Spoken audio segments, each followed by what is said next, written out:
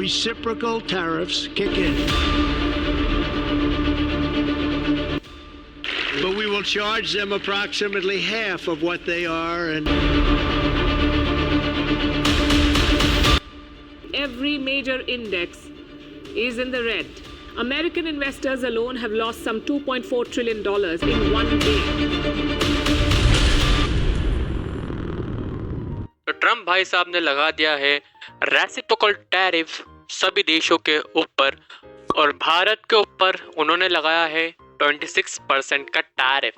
पर क्या ये एक सोचे समझे चाल थी, या फिर ट्रम्प साहब का दिमाग सच में खराब हो चुका है? गजब बेइज्जती है। जानेंगे आज की इस वीडियो में। जब से ट्रम्प साहब ने इंडिया के ऊपर 26% का टैरिफ लगाया है, इंडिया के स्टील सेक्टर, ऑटोमोबाइल सेक्टर और फार्मा प्रोडक्ट्स सभी पर असर पड़ा है। ट्रम्प भाई साहब का कहना है कि रेसिप्रोकल ट्रेड होना चाहिए, और उनका ये कहना है कि अगर दूसरे देश हमसे उतना टैक्स वसूलते हैं तो हम भी उनसे उतना ही टैक्स वसूलेंगे जितना वो हम पे लगाते हैं।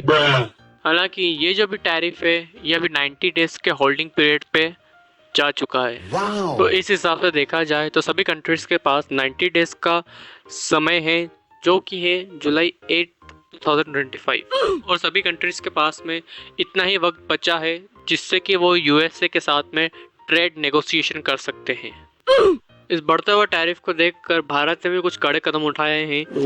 भारत ने यूएस के प्रोडक्ट्स के ऊपर, जैसे कि मोटरसाइकिल्स, विस्की और कुछ दूसरे प्रोडक्ट्स के ऊपर भी अपने जो टैरिफ है उसको कम करने की घोषणा करी है। और ये जो टैरिफ भारत की तरफ से लगने वाला, ये आगे चल के फ्यूचर में और भी कम हो सकते हैं। इस बढ़ते हुए टैरिफ को देखकर भारत और यूएस काम कर रहा है बायलैटरल ट्रेड एग्रीमेंट पर, जिसका एम होगा ट्रेड वॉल्यूम को बढ़ाना। और अनुमान ये लगाया जा रहा है कि 2030 तक भारत और यूएस के बीच का जो ट्रेड वॉल्यूम है वो लगभग $500 बिलियन तक जा सकता है।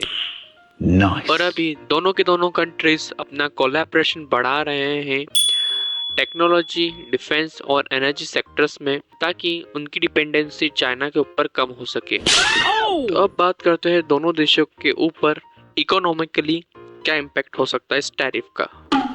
इस बढ़ते हुए टैरिफ की वजह से अप्रॉक्सीमेटली 87% जो इंडिया का एक्सपोर्टिज्म है जो यूएस पे जाता है, जिसकी वैल्यू $66 बिलियन है, उस पर ये डायरेक्ट असर कर सकता है। की सेक्टर्स जैसे कि फार्मास्यूटिकल्स और ऑटोमोबाइल सेक्टर्स, जिसकी एक्सपोर्ट वैल्यू $11 बिलियन है, उस पर ये टैरिफ 6% से बढ़ करके 10% तक जा सकता है। थर्ड, सिटी रिसर्च का ये अनुमान है कि भारत को इससे सालाना $7 बिलियन तक का नुकसान हो सकता है।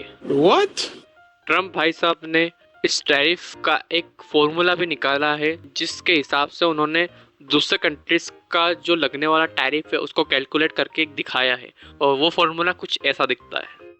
Oh shit. Here we go again. ये सब तो था बढ़ते हुए टैरिफ की वजह से प्रॉब्लम्स। अब जान लेते कुछ इसके सॉल्यूशंस जो भारत को करना चाहिए। पहली चीज तो भारत को अपने जो लोकल मैन्युफैक्चरिंग है उसको बूस्ट करना चाहिए और उसको बढ़ावा देना चाहिए। और दूसरी चीज, हमें दूसरे एक्सपोर्ट मार्केट्स पर भी ध्यान देना चाहिए। अपार्ट फ्रॉम यूएस हमें कोई दूसरे कंट्रीज पर भी अपना एक्सपोर्ट करना चाहिए। तीसरा, हमें यूएसए के साथ में थोड़ा बैलेंस बना के रखना चाहिए, और अगर ये टैरिफ कम नहीं हुआ तो इससे दोनों कंट्रीज को फ्यूचर में जाकर के बहुत ज़्यादा नुकसान हो सकता है। अब बात कर लेते हैं, अगर ये टैरिफ सक्सेसफुल होता है तो इससे यूएसए का डेब्ट अंडर कंट्रोल हो जाएगा, उनकी जो मैन्युफैक्चरिंग है वो फिर से रीबॉर्न हो जाएगी, उनका जो ग्लोबल लेवरेज है वो वापस से रिस्टोर हो जाएगा, और 2026 में सब के सब ट्रम्पिज्म का नारा लगाना शुरू कर देंगे।